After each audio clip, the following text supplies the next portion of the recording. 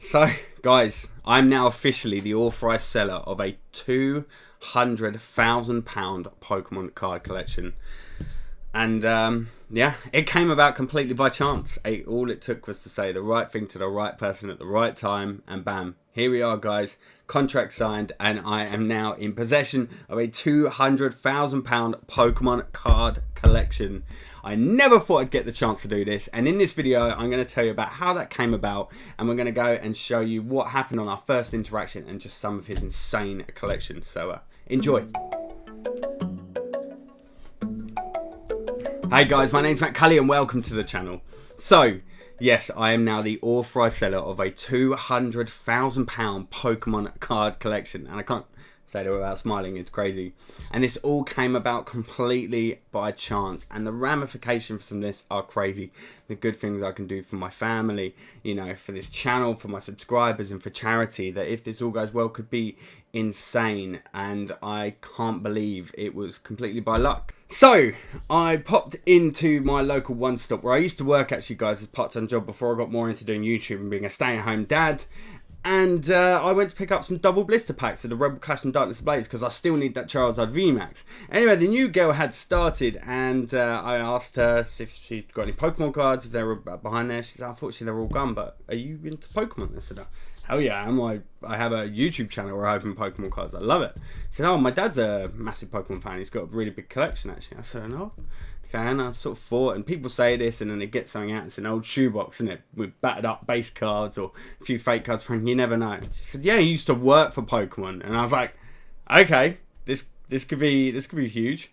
She says, "Yeah, his collection's like, you know, shelving's like this wide with this tall, and it's filled with sorted and organised sets, and then he's got buckets filled with completed sets and duplicates and triples, and he's got World's trophies and merchandise and staff cards and trophy cards, etc. For the years of working at Pokemon and even working for Pokemon World magazine, and she described it, and I just couldn't believe it. And then she followed up by saying, "Oh, he doesn't want any of it anymore. Yeah, he wants to sell it all." I said, "What?" I said, "Do you think he'd be interested in? I could talk to him about buying it on him, or maybe even just coming to film it, or maybe selling it on his behalf." She said, "Yeah, of course." So she gave me his email. I emailed him, introduced myself, said what I thought. He emailed back straight away, said, "Yes, I do not want this. I would love to do that. I'd love for you to come meet us," etc. A couple of days later, there we were, driving off there in a van to go and meet him. We went in, met him, got a sample of his collection because it was that huge. And yeah, contract signed, and now I'm the authorised seller of a £200,000 Pokemon card collection. And over the course of the next few months, guys, we are going to be grading a bunch of these every month. We're going to be going through set reviews on prices, all sorts. We're going to be using some for giveaways, some for charity giveaways.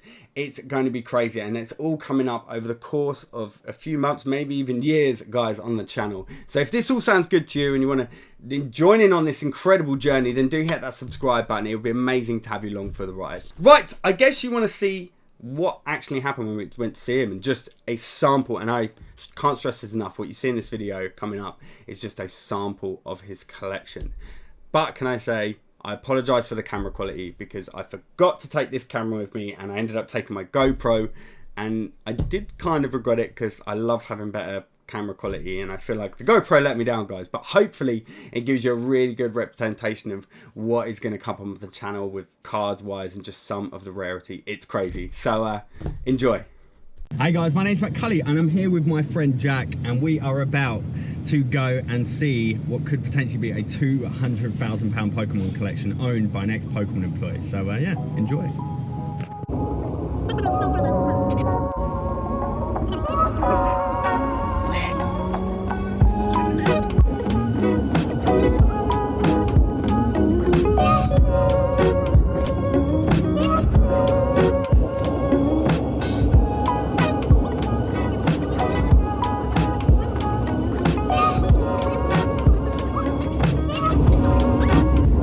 So guys, I am sat here with the owner of these cards, and yeah, just want to find out a bit more about it. Well, first, do you want to introduce yourself at all? Okay, well, I'm Russell Murray. Used to be editor of Pokémon World. I think that's so cool, actually. Like, say, editor of Pokémon World. Yeah. How did you even come around to do that anyway? Like, how did you? I was working at a magazine company who I was actually playing video games and doing game guides. Yeah. And they needed someone to do the magazine, and I knew something about it. No one else had any clue. So is that what got you into doing, like, is that how you actually came about doing Pokemon? So you, like, because of the job, or did you know about it before? It was mainly because of the job. I spent a few months at THE Games, who were the distributor for Nintendo at the time. Okay, so yeah. Nintendo didn't have a UK office, so they Yeah. had a distributor, and I worked for the distributor for a while.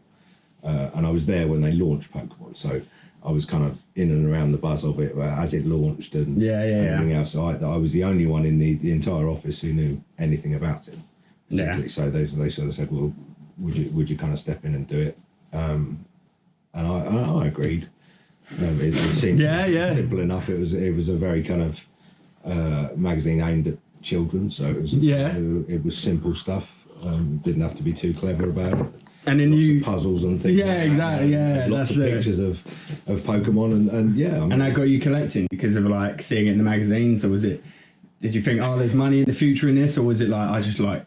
No, I mean that came about completely separately. So I went to a couple of tournaments, started playing.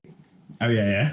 And then once you start playing, and it turned out I was actually quite good. No, right, okay, yeah. So I'm not good. No, I literally. We talked about this on the phone, didn't we? Before, Yeah. I do not know how to play it. I struggle so much. So you gave me some lessons on Pokemon, building decks and stuff like that. So I think some of it went in, but a lot went straight out again. It just doesn't sit with me. I don't know why. Collecting for me, but yeah. So you did the tournaments, and that got you into. So I did the tournaments, but the thing is, when you're playing the game, when you win packs. So you win packs, and the first thing you do when you get packs is you open them. Yeah. So like literally you're just rolling in packs, and then you need the packs because you want all the new cards in order to build the best deck. Yeah. So it's just a story of that. So and that's why there is so many of them, because in order to play the game, you need at least 4 of everything. Right. Yeah. So for example, the Lugia EX at the time when the deck was about there, I needed 3 of them. Right. Yeah, not one. One wasn't enough. No, you needed 3. Right. Okay. Yeah. So it was a case of you just went until you had 3. Yeah. And sometimes you'd be able to trade for them or whatever, but not very often because everyone wanted 3. Certainly in the circuits that I was in. Yeah, definitely. So it's yeah. So you open packs until you get 3, and So you've been collecting, like, how long had you been collecting, and then when did you, like, stop? So you started, I think you said base set, but when did you? I initially started picking up the cards at base set. That's when I first started doing Pokemon World, and and then I started playing probably around EX Ruby Sapphire. Right. Yeah. So it was a little while later that there was a bit of a gap, and then around EX Emerald, I think was the first one I did. I got involved running tournaments. Yeah. So there was nowhere for me to play in the local area. In order for me to play, I had to travel to Kent or to Crawley. Yeah. In order to play the game, because there was nowhere local to me to play, and I sort of said, well, this seems a bit silly. Yeah. So I set up my own little league, and then became a tournament organizer. Learned how to judge and how to thing, and then it meant that I could still play, but only as a kind of when people came to the club to play, then I could play with them. So I could still play the game, but not competitively. And if I wanted to play competitively, then I could still go and travel and play competitively. But I could take other people with me, and then it would be.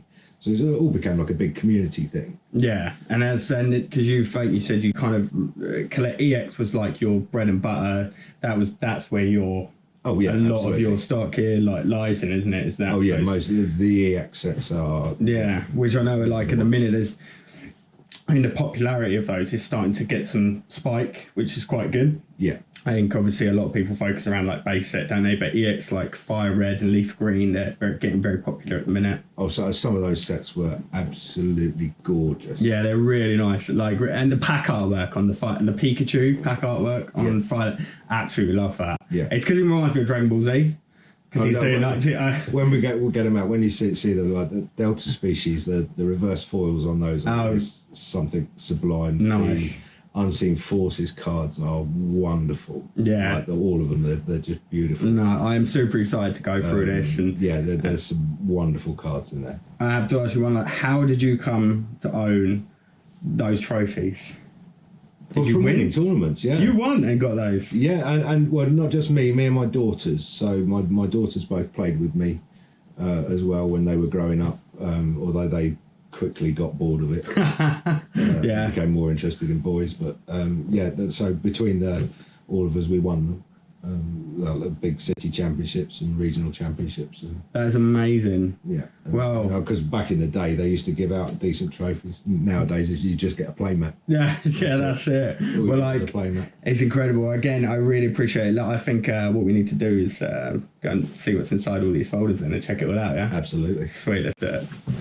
As you can see, guys, that collection was crazy, and that was just a sample of what's to come up on the channel, guys. Remember though, every single card from that collection is going up for sale, and you can already get in touch with me with any inquiries at sales@mattculli.co.uk. And yes, the eBay page has now launched. We'll be updating products on there every single week, so do go and get involved and follow it. It's all linked down in the description below. And remember, we're going to be doing submission videos, return videos, pricing guides, all sorts of amazing things on the channel, so do hit that subscribe button up above so you can get involved in the journey. And while you wait for all of that stuff, why not go and check out some of my videos over there? Stay safe, guys, and I'll see you in the next one. Peace.